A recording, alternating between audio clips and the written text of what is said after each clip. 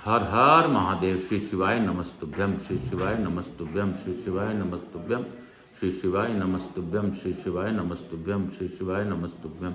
हे भोला सब दुख काटो हमारा, हे शंभो सब दुख काटो हमारा। शिव शंकर जपूं तेरी माला, बाबा भोला जपूं तेरी माला के भोला सब दुख काटो हमारा। हे शंभो सब दुख काटो हमारा।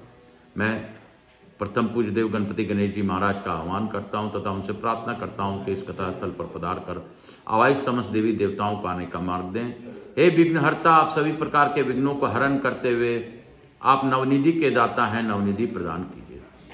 आप बुद्धि के दाता हैं, बुद्धि प्रदान कीजिए। हे गणनायक, आप गणों के नायक हैं, आप आवाज समस्त देवी देवताओं को आने का मार्ग दीजिए। हे विघ्नहर्ता, हे लंबोदर, आप कृपा कीजिए, दया कीजिए, दया दृष्टि रखिए। हे गणेश जी महाराज, मैं आपसे यह प्रार्थना करता हूं कि समस्त देवी देवताओं से भी आशीर्वाद दिलवाइए और अपनी अखंड कृपा बनाए रखिए। कालहरा, दुखहरा, दारिधरा, कष्टहरा, हर हर महादेव। मैं यहाँ के स्थान देवता, वास्तु देवता, ग्राम देवता, क्षेत्रपाल देवता, समस्त देवी देवताओं का आह्वान करता हूँ तथा प्रार्थना करता हूँ कि हे गणेश जी महाराज, हे यहाँ के स्थान देवता, वास्तु देवता, ग्राम देवता, क्षेत्रपाल देवता, इस घर के देवता, समस्त देवी देवता, मेरे कुल देवी के सरस्वती माता तथा मेरे पितरों को भी आह्वान करता हूँ। मैं अपने श्रोताओं के कुल देवता, कुल देवी का भी आह्वान करता हूँ तथा उनके पितरों को भी आह्वान करता हूँ। मैं सभी का आह्वान करते हुए प्रार्थना पूर्वक अनुरोध करता हूँ कि हे भगवान, आप लोग पधार कर इस कथा का श्रवण कर हम लोगों को अनुग्रहित करें और आशीर्वाद प्रदान करें। मैं स्कंद कुमार स्कंद देव से भी अनुरोध करता हूँ इस कथा स्थल पर पधार कर आवाज समस्त देवी देवताओं को आने का मार्ग और सभी प्रकार के देवताओं को इस कथा के माध्यम से प्रसन्न करवाइए। मैं अपने भोलेनाथ मैया पार्वती से अनुरोध करता हूं कि गौर बिंदोरा का आसन ग्रहण कीजिए और अपनी अखंड कृपा सभी लोगों पर बनाए रखिए। हे बाबा, मुझसे कोई भी गलती हो रही हो तो भूल को माफ कर दीजिए। हे यहाँ के समस्त देवी देवताओं, मैं आपसे प्रार्थना करते हुए अपने भोलेनाथ का मनन करते हुए मैं आकाश राजगढ़िया बंसल गोत उत्पन्न होम उमा शंकर नारायणी देवी कांता राजगढ़े का पुत्र आचार्य संगीत कृष्ण जी महाराज सांवरिया बाबा के नाम से विख्यात और वर्तमान में कुंभ क्षेत्र में रहकर, प्रयागराज में रहकर सभी का कल्याण करने वाले मेरे गुरु, मैं उनसे गुरु आज्ञा लेकर आज की कथा प्रारंभ करता हूँ। हे गुरुदेव, आप ही मुझसे सुन लें, सुना लें और करवा लें। गुरुदेव, आप तो अथाह सागर के समुद्र हैं, आप अथाह सागर हैं और आपकी डुबकी हमेशा तारने वाली होती है। समुद्र की डुबकी हो सकता है डुबाने वाली हो, लेकिन आपकी डुबकी हमेशा तारने वाली होती है।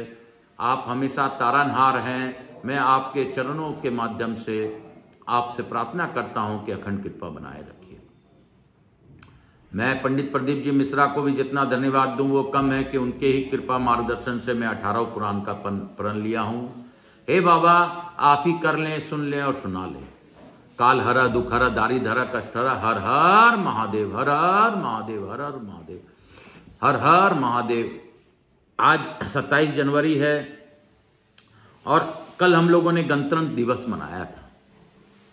गणतंत्र दिवस क्यों मनाते हैं? गणतंत्र दिवस हमारे संविधान के लागू होने के लिए मनाते हैं। 26 जनवरी 1950 को हमारा संविधान लागू हुआ था और वेंकटरामन जी ने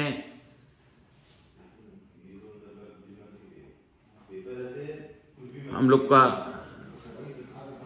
संविधान को लागू किया था। मैं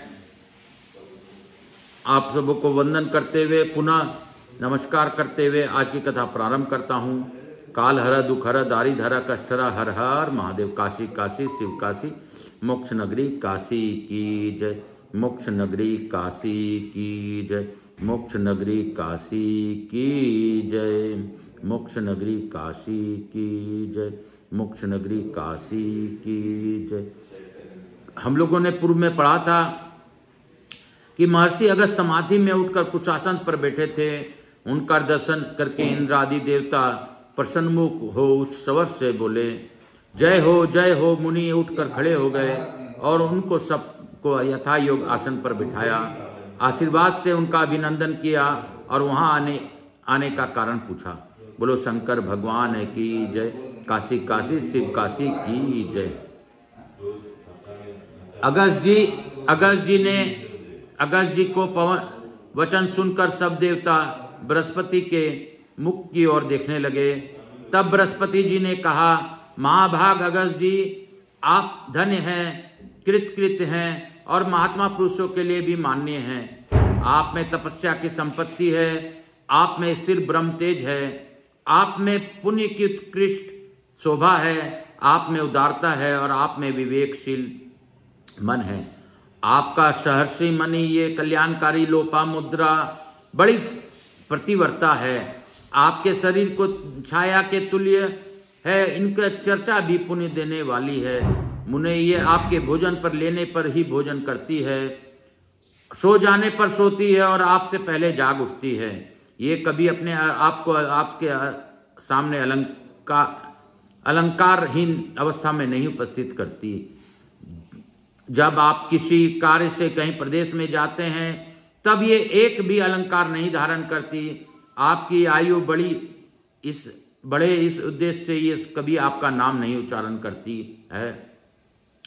दूसरे पुरुष का नाम भी ये कभी अपनी जीभ पर नहीं लाती। ये कड़वी बात सह लेती है, किंतु स्वयं बदले में कोई कटु वचन मुंह से नहीं निकालती। आपके द्वारा ताड़ना पाकर भी प्रसन्न ही होती है। तब आप इनसे कहते हैं, प्रिय अमुक कार्य करो। तब ये उत्तर देती है, स्वामिन अभी किया, आप समझ लें। वह काम पूरा हो जाने पर गया। आपके बुलाने पर ये घर के आवश्यक काम छोड़कर भी तुरंत चली आती है और कहती है, प्राणनाथ दासी को किस लिए बुलाया है? आज्ञा देकर मुझे अपनी प्रसाद की भागनी बनाइए। ये दरवाजे पर देर तक नहीं खड़ी होती, द्वार पर बैठती और सोती भी नहीं है। आपकी आज्ञा के बिना कोई वस्तु किसी को नहीं देती। आप न कहें तब भी ये स्वयं ही आपके लिए पूजा का सब सामान जुटा देती है। नियम के लिए जल, कुशा, पत्र, पुष्प और अक्षत आदि प्रस्तुत करती है। सेवा के लिए अवसर दिखती रहती है और जिस समय जो वस्तु आवश्यक अथवा उचित हो वह सब बिना किसी उद्देश्य के अत्यंत प्रसन्नता पूर्वक उपस्थित करती है। पति के भोजन करने के बाद बचा हुआ अन्न और फल आदि खाती है और पति के दी हुई प्रत्येक वस्तु को महाप्रसाद कहकर सिरोधारी करती है। देवता, पितर और अतिथियों को तथा सेवक को, गौओं और याचकों को भी उनका भाग अर्पण किए बिना ये कभी भोजन नहीं करते। वस्त्र, आभूषण आदि सामग्रियों को स्वच्छ एवं सुरक्षित रखती है। ये ग्रह कार्य में कुशल है, सदा प्रसन्न रहती है, फजूल खर्च नहीं करती एवं आपकी आज्ञा लिए बिना ये कोई उपवास और व्रत आदि नहीं करती है। जम समूह के मनाए जाने पर वाले उत्सवों का दर्शन दूर से ही त्याग देती है। तीर्थ यात्रा आदि तथा विवाह उत्सव दर्शन आदि कार्यों के लिए भी ये कभी नहीं जाती।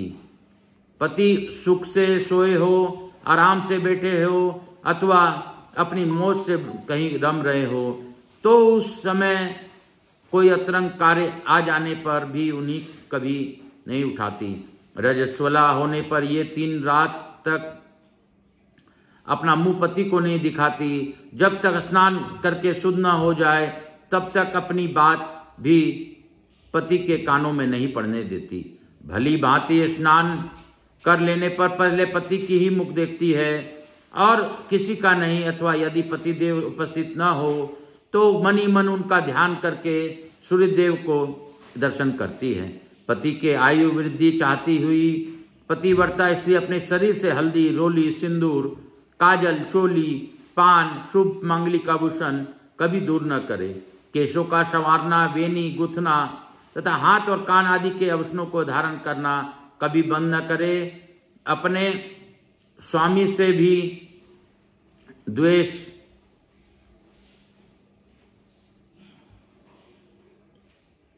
रखने वाले स्त्री से भी कभी बात तक नहीं करती है। ये कहीं भी अकेली नहीं रहती और न ही कभी नंगी होकर स्नान करती है। सती स्त्री को ओली प्रसन्न झाड़ू, सिलोट, चक्की और चौखट पर कभी नहीं बैठने चाहिए। पतिव्रता स्त्री कभी घूंघट का परिचय न दे, घृष्टता का परिचय न दे। का जहां जहां पति का रुचि हो वहां सती स्त्री सदा प्रेम रखे। यही सतियों का उत्तम व्रत, यही उनका परम धर्म है और यही एकमात्र देव पूजा है कि वे पति की आज्ञा का उल्लंघन न करे। पति नपुंसक, दुर्दशाग्रस्त, रोगी, बूढ़ा, अच्छी स्थिति वाला अथवा बुरी परिस्थितियों में पड़ा हुआ हो तो भी पति का कभी त्याग न करे। पति के हर्ष में हर्ष माने, पति के मुख पर विवाद की छाया देखकर स्वयं भी विषादग्रस्त हो। पुण्यात्मा सती संपत्ति और विपत्तियों में कभी पति के साथ एक रूप होकर रहे, पति को चिंता और परिश्रम न डाले। तीर्थीय स्नान की इच्छा रखने वाली स्त्री अपने पति का चरणोदक पिए, क्योंकि उसके केवल पति ही भगवान शिव और विष्णु से बढ़कर हैं। जो पति की आज्ञा का उल्लंघन करके व्रत और उपवास आदि का नियम पालती है, वह अपनी पति की आयु हर लेती है और मरने पर नरक में गिरती है। जो स्वयं प्रसन्न रहकर पति को प्रसन्न रखती है, उसके तीनों लोगों को प्रसन्न कर लिया है। पिता थोड़ा सुख देता है, भाई थोड़ा सुख देता है और पुत्र भी थोड़ा ही सुख देता है। अपरिमित सुख देने वाला तो पति है, अतः उसकी सदा पूजा करनी चाहिए। पति ही देवता है, पति ही गुरु है, पति का धर्म ही धर्म, तीर्थ और व्रत है। इसलिए स्त्री सबको छोड़कर केवल अपने पति की पूजा करे। इतना कहकर बृहस्पति जी लोपामुद्रा से बोले, पति के चरणारविंदों का दृष्टि रखने वाली महाभाग लोपामुद्रे, हमने काशी में आकर जो गंगा स्नान किया है उसी का यह फल है कि हमें आप लोगों का दर्शन प्राप्त हुआ है। लोपामुद्रा की इस प्रकार स्तुति करके देवगुरु ने अगस्त मुनि से कहा, महर्षि आप प्रणव हैं और ये लोपामुद्रा श्रुति हैं। आप मूर्तिमान हैं, तप हैं और ये क्षमा है। आप करण हैं और ये सत्क्रिया है। महामुनि ने पाकर ब्राह्मण और आप धन्य हैं। ये देवी पतिव्रत का मूर्तिमान तेज है और आप साक्षात सर्वोत्कृष्ट ब्रह्म तेज हैं। इस पर भी आपसे यह तपस्या का तेज और बढ़ा हुआ है। भला आपके लिए कौन सा कार्य असाध्य है? यद्यपि कुछ भी आपके अविदित नहीं है, तथापि देव लोग जिस उद्देश्य से यहाँ आए हैं वह मैं बतलाता हूँ। मुने ध्यान देकर सुने। विंध्य नाम से पर्वत से प्रसिद्ध पर्वत मेरुगिरी से ढहा रखने के कारण बढ़कर इतना ऊंचा हो गया है कि उसमें सूर्यदेव का मार्ग रोक लिया है। उसकी इस बुद्धि को आप रोकिए। देवगुरु का यह वचन सुनकर महामुनि अगस्त ने क्षण भर के लिए चित्त को एकाग्र किया और बहुत अच्छा आप लोगों का कार्य सिद्ध करूंगा ऐसा कहकर देवताओं का विदा किया। तत्पश्चात वे पुनः कुछ चिंतन करते हुए ध्यान मग्न हो गए।